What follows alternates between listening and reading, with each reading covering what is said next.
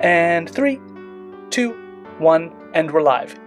So can you tell me what that process was like to decide to write Bravery in a time where most people do just go like, I've told so many people that they could write a book on a topic that they're interested in, that they are passionate and tell me about, and they're like, no, I couldn't, like, who cares? And it's like, you care, and that's what matters. Right. And so can you tell me a little bit about that? Again, I think it goes back to the mentors and our influencers growing up, because I felt that my grandma was a giver, and my whole family, they were givers, and I just felt that it's important if we have something that we think we can give or help somebody else, then we should take advantage of it, and we should do it, and we should throw caution to the wind, because I did at first think, I'm not smart enough to write a book, and who's going to want to read my book, and but it's bigger than that.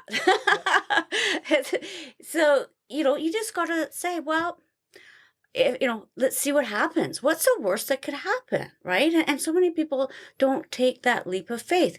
They let fear hold them back, and fear almost held me back, but I said no, no. So that is what I, really want to emphasize to people who want to do certain things, but feel they can't, for whatever reason it may be, fear or insecurity or what have you, but it holds us back from doing so much.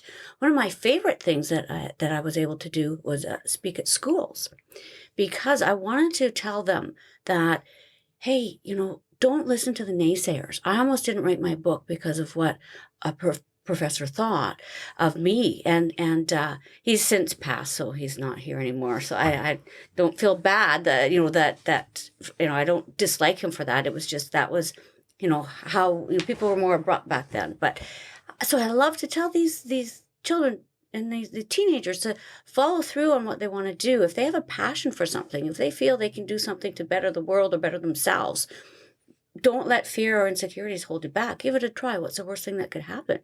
And it was so rewarding. And I think, again, that's why we I found it very rewarding to hear people's thoughts on how I've affected them, and to hear students say, wow, I am going to write that book, or I am going to take those Spanish classes that I didn't think I could. Like, I've had all kinds of people come to me. So that's is pretty neat. If you can pay it forward kind of like thing, and give back, then I don't think there's a better reward in life than of public service. I agree. And I think that for when I was starting the podcast, there was just this feeling that there's going to be somebody who shows up who says, no, you can't do that. And I don't know if you felt that when you were starting to write the book, of like somebody just saying, no, you have to have these credentials. Right. But that's our mindset when we go into things. And in one of the sections, you talk about how to approach things differently.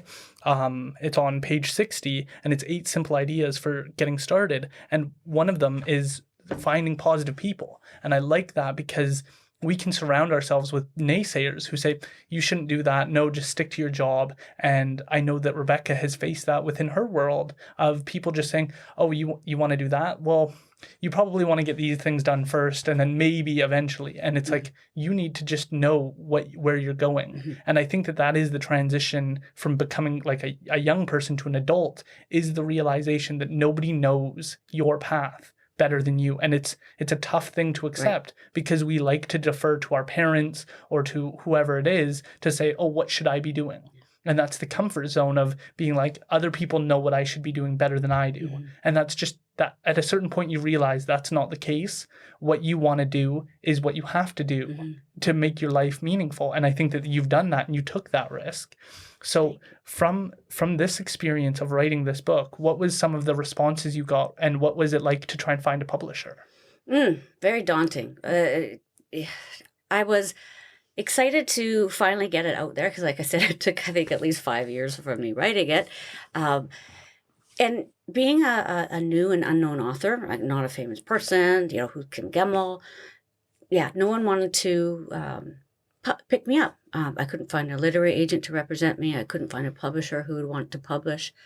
And I tried. I know what rejection is like, because I probably sent at least 300 query letters to publishers, and more than that, all getting back, oh, good luck, but it's not right for us. It's not right for us. And So, you hit a roadblock. You finally, write this book and get it done. And then, boom, another roadblock hits because, because I didn't know anything about writing a book. How do you publish a book? So, but then again, if there's that will, you just got to follow that will. You got to follow that instinct that tells you to do it. We really need to rely on our instincts more than we ever know.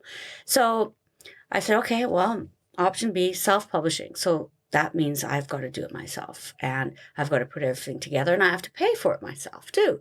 So I just did my research and found a self-publishing company in Victoria who took it on, and together we worked on everything from the title to the cover to the content to getting it out there to the public. And it did well, for being a first time author that no one knew of.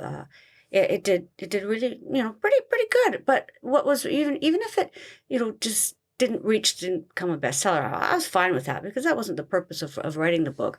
I did want to share proceeds with Children's Hospital, because that was a hospital who saved my baby's life. So to give back some of the proceeds was really important, but also the message that life can still be wonderful even if it doesn't go as we expected or planned. That was what was most rewarding, when I would hear people's thoughts on that. People who have had great adversity and said that my book helped them believe that they could get through it too. That was more rewarding than anything, even if it reached just a few people. It was just exciting to feel that the positive impact of the purpose of me writing it was met. Yeah. It was pretty cool.